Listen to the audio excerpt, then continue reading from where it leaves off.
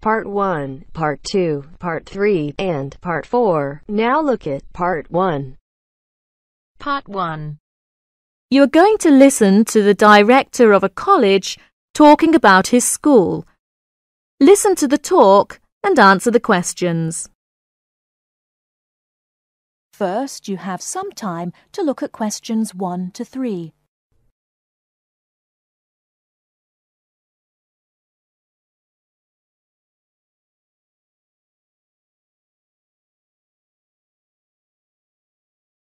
Now we shall begin. You should answer the questions as you listen, because you will not hear the recording a second time. Listen carefully and answer questions 1 to 3.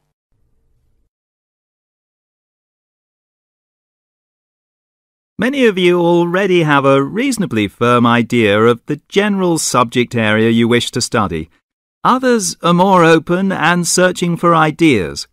Whatever your situation, I hope you find that we have a course that meets your needs. Our firm aim is to be a student-centred institution with a special emphasis on flexibility. This begins with our attitude to access. We judge people on their motivation and commitment to study as much as, if not more than, formal qualifications. This is reflected in the vitality and diversity of our student population. Some of our students come direct from sixth form or college. Before you hear the rest of the conversation, you have some time to look at questions 4 to 10.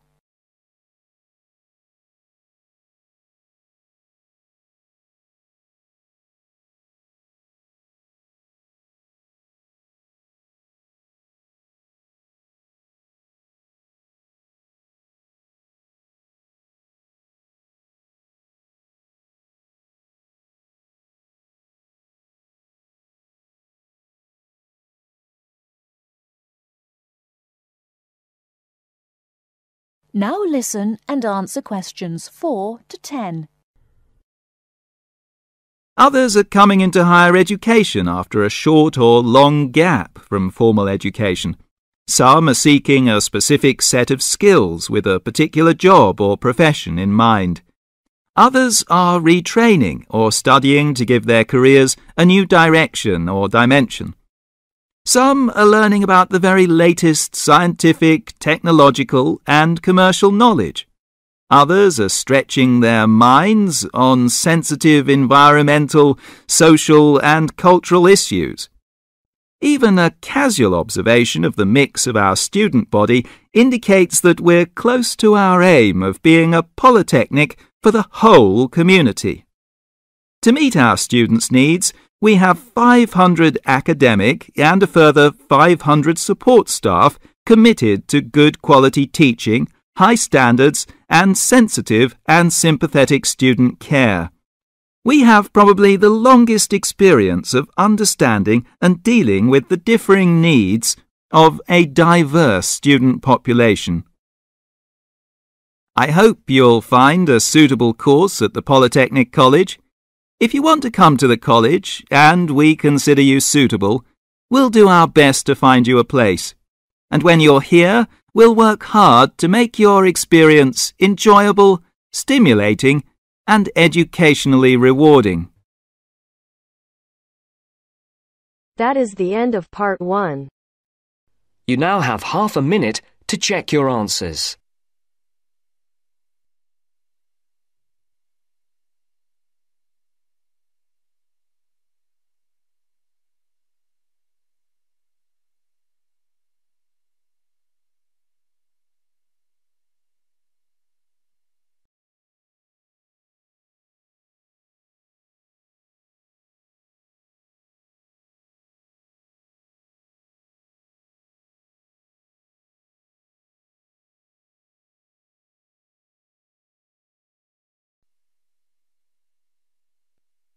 Now turns to Part 2.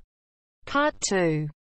You'll hear a tutor and 2 students discussing modern European writers. First, you have some time to look at questions 11 to 16.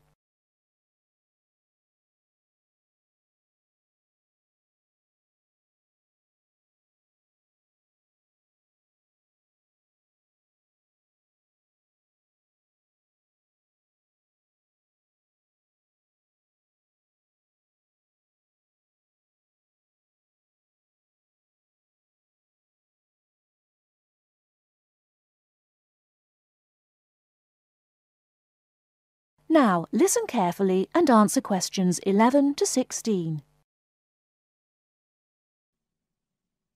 Okay, so to continue our look at modern European writers who have focused on the future in their work, today we're talking about H.G. Wells. Last week, I asked you both to do some background research on Wells, which we're going to discuss now. Gitanjali, tell us about H.G. Wells. Right. So, H.G. Wells was a hugely successful British science fiction writer, writing at the end of the 19th and the start of the 20th century, and much of his work focused on predicting the future. Jason, do you think Wells was just using the future as a narrative device in his fiction? No. He really believed we can predict the future. In fact, he gave a speech at the Royal Institution in London in 1902 called The Discovery of the Future. And the point he was making was that by looking at what you know about the present and about science, it's quite possible to predict the future. Indeed. Gitanjali, do you think Wells was always optimistic in his predictions? Not at all. In fact, he varied in his predictions from being extremely pessimistic about the future to being optimistic. Interestingly, one theory I read links the attitude in Wells's work to his own health. When he was writing The Time Machine, which was published in 1895, he'd just been diagnosed with an incurable fatal disease. Not surprisingly, the book is very pessimistic, being about a dystopia in the future, a long time in the future, the year 802-701 in fact, where there are two races on Earth, the Morlocks and the Eloi, and the Morlocks actually eat the Eloi. I thought it was interesting, though, that it was H.G. Wells who actually came up with the phrase time machine. So despite being pessimistic, the work has had a lasting effect on our culture. Right. After The Time Machine, though, H.G. Wells didn't die, of course, and his recovery might be why he began to be a bit more optimistic about the future. So that brings us to his first utopia, Anticipations. Jason, tell us about that. Well, Anticipations, or to give it its full title, Anticipations of the Reaction of the Mechanical and Scientific Progress upon Human Life and Scientific Thought, was published in 1901 and was set in the New Republic of the year 2000. Some of the things Wells predicts are fairly close to our reality today, including 24-hour news, global telecommunications, and even a European Union. We'll come back to the accuracy of Wells's predictions a little later. Gitanjali, how was Wells's work received at the time? Well, although Wells was extremely successful, not everyone respected his work or his predictions. Another well-known science fiction writer, Jules Verne, viciously attacked him for works such as The First Man in the Moon, which Verne argued weren't rooted in scientific fact at all. That's right. Now, Wells wrote a number of other utopian visions of the future. Jason? Yes, in A Modern Utopia, published in 1905, his vision was of a world where there's no private property, where everyone has access to wonderful healthcare, and interestingly, where everyone's personal information is stored on cards in a central database outside Paris. Apart from the healthcare, I'm not sure everyone today would see that as a positive view of the future. Neither am I. And, on a similar note, Wells strongly believed in population control and in The Shape of Things to Come, which was published in 1933, he sees and supports a world where the population is kept at 2 billion. Once again, I'm not sure most people today would necessarily see that as a good thing. Before you hear the rest of the talk, you have some time to look at questions 17 to 20.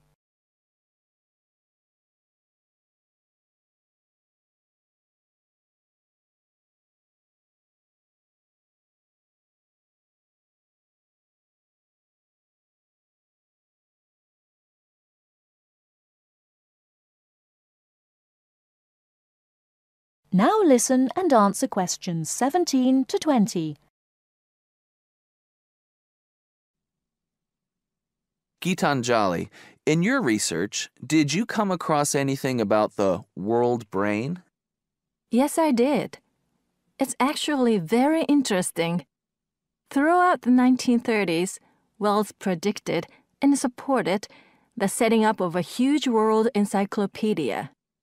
And towards the end of the decade, in 1938, he wrote a series of essays called World Brain. In these essays, he called for the world to make use of modern technology to create an enormous global encyclopedia so that all our knowledge is available to all people, not just an educated elite.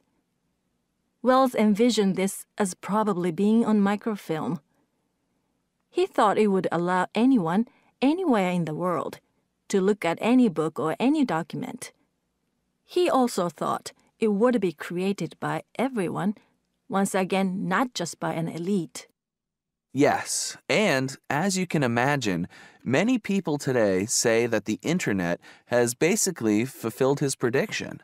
Of course, it doesn't use microfilm, but essentially, it does meet all Wells's main requirements.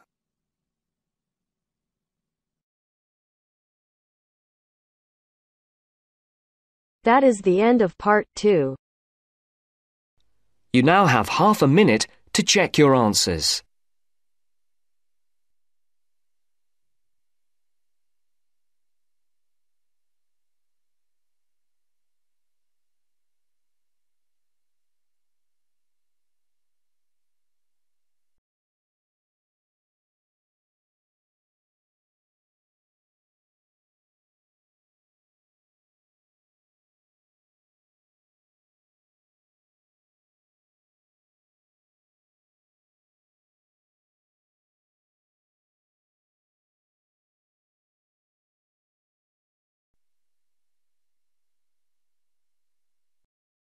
Now turns to part 3. Part 3. You will hear two business studies students discussing a presentation they'll do on an article on working effectively in groups. First, you have some time to look at questions 21 to 26.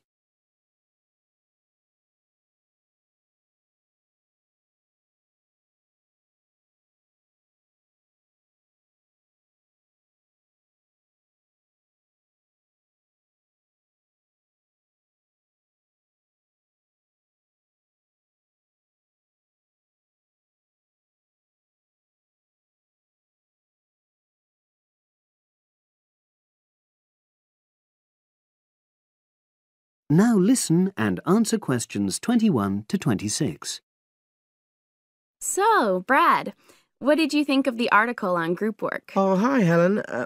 Yeah, it was pretty good, with helpful pieces of advice on how to make group work effective. I think we were lucky to be given such a straightforward text to present at the management skills seminar. Yeah. Actually, shall we discuss it now? Have you got time? Sure. It's only a 10-minute presentation, so we just need to explain and then give our views on the main points raised in the article. I'll jot down some notes. Right. So, there are 3 main sections. I suggest we start with listening. Yeah, effective listening in groups, because it's not something that's frequently covered on courses in our field. No, and we should say that in the presentation. Yeah. And also effective listening's pretty simple, you know. I don't think it's hard to learn. Well, people think it's easy, but in my experience, most of us tend to be very lazy listeners. Okay, I wouldn't argue with that. Something I do think we should emphasize is the power of the listener's posture, gestures, etc., in making speakers feel respected. Not that you're just waiting for them to finish before jumping in with your own ideas. Uh-huh. Okay, right. The next section is on goal setting. Let's make sure we're clear what the article says on this. Yeah. Well, firstly, it says that all group members must be given time to explain their own goals. That's it, yeah. And then, did it say that the whole group should agree on common goals? That's a bit too strong. It's more that everyone's agendas should be equally acceptable. But it does say that goals have to be realistic, Achievable within a particular time? You've got it. That's really what the article's saying. There isn't really any point in having ideals if group members know they won't come to anything within a reasonable period. So, I think a summary covering those points will be enough for that part of the presentation, don't you? Yep. Now, the last section is about conflict resolution. Actually, I thought it was the worst part of the article. Me too. I don't think it went into sufficient detail on the issue. Actually, I thought it devoted too much space to it, but that it was all rather boring, It didn't mention some of the more radical theories. Absolutely. I found that really irritating. Right, and also I think it could have said more about conflict sometimes being healthy in groups. Absolutely. It just mentioned rather glibly about how we should avoid thinking of winners and losers, and that quick resolution of conflict is always desirable. Without explaining what these terms mean? Well, it gives quite detailed definitions, but doesn't develop a proper argument. Right. So, for the presentation, I think we just give some definitions and then explain what we felt were the weaknesses in the article's treatment of conflict resolution. Yeah, good. Now you have some time to look at questions 27 to 30.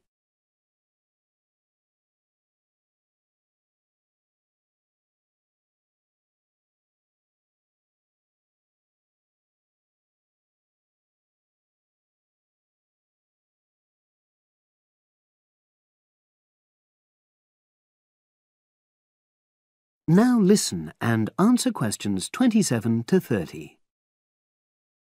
So, let's think about what we have to prepare for the actual presentation. Well, I suppose we'll use PowerPoint, but I'm hopeless at using it, especially if it has any visuals. I really have to look into doing a course on it because I know I'll need it in the future. Don't worry, I'm quite happy using PowerPoint and I'll put it together when everything else is ready. That's a relief. But yes, do that later. Okay. Now, I heard the tutor saying we have to include some well-chosen quotations from the article. I'm not sure if we do. I'll email him to find out. No need. I can just have a look at the specs he gave us when he set the task. That'll be quicker. But the tutor definitely said we have to prepare a handout to go with the talk. I'm not really sure how we do that. Sarah did one last year. Who's she? She's doing the same option as me on marketing. I'll ask her advice on what to include. Great. So that just leaves the bibliography at the end. I suppose it'll mainly be articles. Yeah. So we'll just look on the web, and we can leave that till later. But we've been advised against that? Well, we could have a look through some journals in the library. I think we should start by looking through module handbooks. I think that'll give us some good leads. Yeah, you're probably right. So that's all the topics.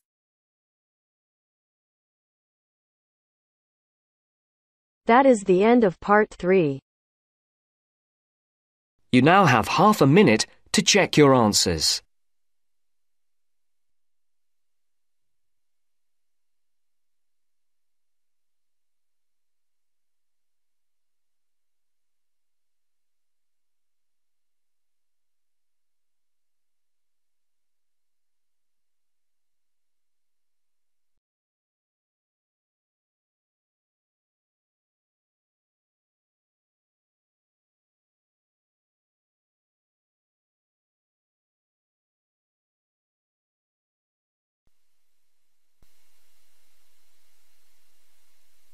Now turns to part 4. Part 4. Hear an extract from a talk given by a lecturer from Management Department of a university on the topic Job Satisfaction. First, you have some time to look at questions 31 to 40.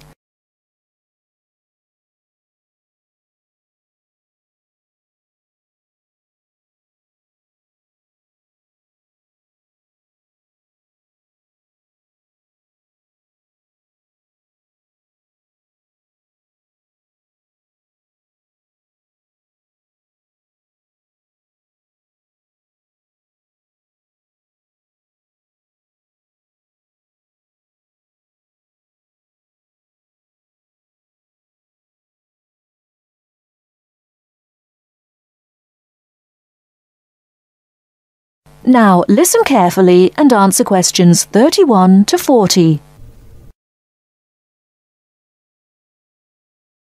Job satisfaction is how happy an individual is with his or her job. Scholars and human resource professionals generally make a distinction between affective job satisfaction and cognitive job satisfaction. Affective job satisfaction is the overall extent of pleasurable emotional feelings individuals have about their jobs and is different from cognitive job satisfaction, which is the extent of individual satisfaction with particular facets of their jobs such as pay, pension, arrangements, working hours, and numerous other aspects of their jobs. At its most general level of conceptualization, job satisfaction is simply how content an individual is with his or her job. Affective job satisfaction is usually defined as a one-dimensional, subjective construct representing an overall emotional feeling individuals have about their job as a whole. Hence, affective job satisfaction for individuals reflects the degree of pleasure or happiness their job in general induces. Cognitive job satisfaction is usually defined as being a more objective and logical evaluation of various facets of a job. As such, cognitive job satisfaction can be one-dimensional if it comprises evaluation of just one aspect of a job, such as pay or maternity leave, or multidimensional if two or more facets of a job are simultaneously evaluated. Environmental factors. One of the most significant aspects of an individual's work in a modern organization concerns the management of communication demands that he or she encounters on the job. Demands can be characterized as a communication load. Individuals in an organization can experience communication overload and communication underload, which can affect their level of job satisfaction. Communication overload can occur when an individual receives loads of message in a short period of time, which can result in unprocessed information, or when an individual faces more complex messages that are more difficult to process. Due to this process, given an individual's style of work and motivation to complete a task, when more inputs exist than outputs, the individual perceives a condition of overload which can be positively or negatively related to job satisfaction. In comparison, communication underload can occur when messages or inputs are sent below the individual's ability to process them. According to the ideas of communication overload and underload, if an individual does not receive enough input on the job or is unsuccessful in processing these inputs, the individual is more likely to become dissatisfied, aggravated, and unhappy with their work that leads to a low level of job satisfaction. Superior subordinate communication. Superior subordinate communication is an important influence on job satisfaction in the workplace.